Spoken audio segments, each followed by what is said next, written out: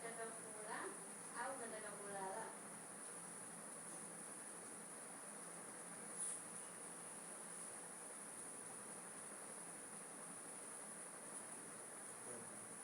Funga domo lako. Baba.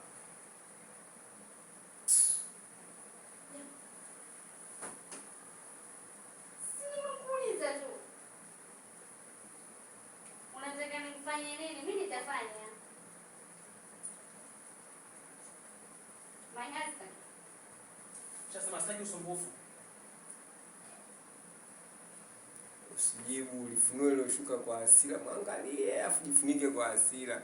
Hayo ndio yanakuwa maneno ya vitendo vya kijentleman.